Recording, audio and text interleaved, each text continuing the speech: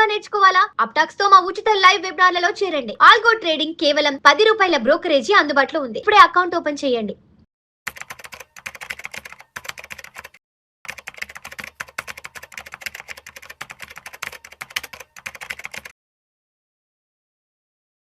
Hi, this is Lalitendranath, founder of golden ratio profile. ఈ వీడియోలో మనం ప్రైస్ యాక్షన్ రేంజ్ బ్రేక్అవుట్ గురించి చాలా డీటెయిల్గా తెలుసుకుందాము. పవర్ ప్యాటర్న్స్లో మనకి ఓన్లీ రెండే ప్యాటర్న్స్ ఉంటాయి, bullish pattern, bearish pattern.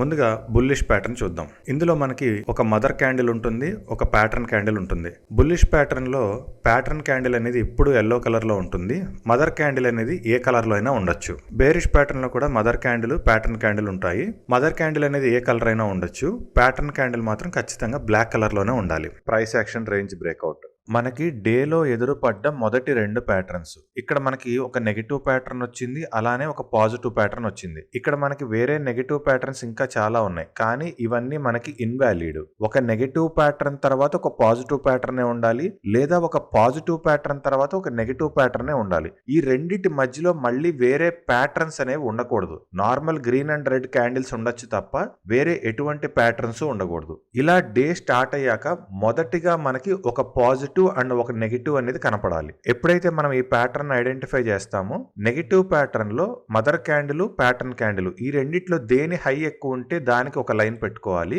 Positive pattern లో మదర్ క్యాండిల్, ప్యాటర్న్ క్యాండిల్ ఈ రెండిట్లో దేని లో ఎక్కువ ఉంటే దానికి ఒక లైన్ అనేది పెట్టుకోవాలి. అయితే లైవ్ లో ఈ లైన్స్ ని ఐడెంటిఫై చేయడం అనేది కొంచెం ఇబ్బంది అవుతుంది. పైగా చార్ట్ ని ఇన్వర్ట్ చేసిన సందర్భాల్లో అయితే ఈ ప్రైస్ యాక్షన్ రేంజ్ బ్రేక్అవుట్ ని మాన్యువల్ గా ఐడెంటిఫై చేయడం చాలా కష్టం అవుతుంది. అందుకే golden ratio profile indicator settings లో మనకి ప్రైస్ యాక్షన్ రేంజ్ బ్రేక్అవుట్ అనే ఆప్షన్ ఉంటుంది. ఇక్కడ డిఫాల్ట్ గా మనకి ఇది 1 డే టైం ఫ్రేమ్ ఉంటుంది. అలానే ప్రీవియస్ సెషన్ రేంజ్ బ్రేక్అవుట్ అనే ఆప్షన్ కూడా ఉంటుంది. సో ఈ రెండింటిని మనం ఎనేబుల్ చేసుకుంటే కరెంట్ సెషన్ యొక్క రేంజ్ బ్రేక్అవుట్ అనేది ఇలా మనకి బ్లూ కలర్ లో వస్తుంది. ప్రీవియస్ సెషన్ యొక్క రేంజ్ బ్రేక్అవుట్ అనేది మనకి పింక్ కలర్ లో వస్తుంది. మనకి కరెంట్ డే యొక్క రేంజ్ బ్రేక్అవుట్ ఎంత ఇంపార్టెంటో ప్రీవియస్ డే యొక్క రేంజ్ బ్రేక్అవుట్ కూడా అంతే ఇంపార్టెంట్.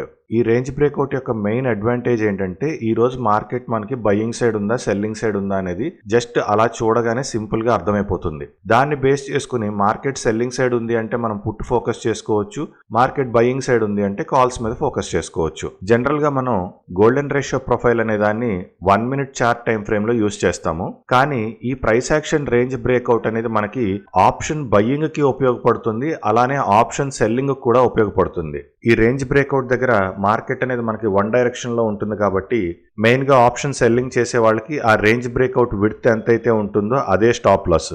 ఈ రేంజ్ బ్రేక్అవుట్ కాన్సెప్ట్ అనేది మనకు ఓన్లీ ఆప్షన్స్ లోనో లేదా పర్టికులర్ గా స్టాక్స్ లోనో అని కాదు, ఎందులో అయినా సరే దీని ఇంపాక్ట్ అనేది ఒకటే ఉంటుంది. ఈవెన్ ఇంటర్నేషనల్ చార్ట్స్ లో కూడా మనకి ఈ రేంజ్ బ్రేక్అవుట్ అనేది పర్ఫెక్ట్ గా వర్కౌట్ అవుతుంది. సో ఓవరాల్ గా ఈ ప్రైస్ యాక్షన్ రేంజ్ బ్రేక్అవుట్ అనేది ఆప్షన్ బయ్యర్స్ కైనా, ఆప్షన్ సెల్లర్స్ కైనా, ఈవెన్ గోల్డ్, క్రిప్టో చేసే వాళ్ళకైనా సరే చాలా బాగా ఉపయోగపడుతుంది. సింపుల్ గా దీని మెయిన్ అడ్వాంటేజ్ ఏంటి అంటే రేంజ్ బ్రేక్అవుట్ కన్నా పైన ఉంది అంటే మనం బయింగ్ సైడ్ ఆలోచించాలి, రేంజ్ బ్రేక్అవుట్ కన్నా కింద ఉంది అంటే సెల్లింగ్ సైడ్ ఆలోచించాలి. Previous day range breakout, current day range breakout రెండిటికన్నా కింద ఉంది అంటే ఆ రోజు మనం సెల్లింగ్ సైడ్ ర్యాలీ అనేది ఎక్స్పెక్ట్ చేయొచ్చు. అలానే 2 రేంజ్ బ్రేక్అవుట్ల కన్నా పైన ఉంది అంటే మనం బయింగ్ సైడ్ ర్యాలీ అనేది ఎక్స్పెక్ట్ చేయొచ్చు. అలానే 2 రేంజ్ బ్రేక్అవుట్ల కన్నా మధ్యలో ఉంది అంటే మార్కెట్ అనేది మనం రేంజ్ బౌండ్ లో ఉంది అని కూడా ఎక్స్పెక్ట్ చేయొచ్చు. ఈ రేంజ్ బ్రేక్అవుట్ లో మనకి మెయిన్ గా 2 లైన్స్ ఉంటాయి. సో మనకి ఫస్ట్ ఒక ప్యాటర్న్ ఫామ్ అయినప్పుడు ఫస్ట్ లైన్ వస్తూ ఉంటుంది. ఈ లైన్ అనేది అలా కంటిన్యూగా రన్ అవుతూ దాని సెకండ్ ప్యాటర్న్ కోసం వెయిట్ చేస్తూ ఉంటుంది. సో ఎప్పుడైతే మనకి సెకండ్ ప్యాటర్న్ కూడా కన్ఫర్మ్ అవుతుందో అప్పుడు మనకి 2 లైన్స్ అనేవి వస్తాయి. సో 2 లైన్స్ ఫామ్ అయ్యే వరకు కూడా రేంజ్ బ్రేక్అవుట్ అనేది కన్ఫర్మ్ అయినట్టు కాదు, ఖచ్చితంగా 2 లైన్స్ ఫామ్ అవ్వాలి. సింగిల్ లైన్ ఉన్నప్పుడు మాత్రం దాని పొరపాటును కూడా రేంజ్ బ్రేక్అవుట్ అనుకోకూడదు. రేంజ్ బ్రేక్అవుట్ అంటే ఖచ్చితంగా మనకి 2 లైన్స్ అనేది ఫామ్ అవ్వాలి. చూసారు కదా, మార్కెట్లో ఎక్కడ రివర్సల్ అవుతుంది అనేది ఈ ప్రైస్ యాక్షన్ రేంజ్ బ్రేక్అవుట్ అనేది చాలా ఈజీగా ఐడెంటిఫై చేస్తుంది. పైగా ఇది మనకి ఆటోమేటిక్గా కూడా వస్తుంది. Thank you.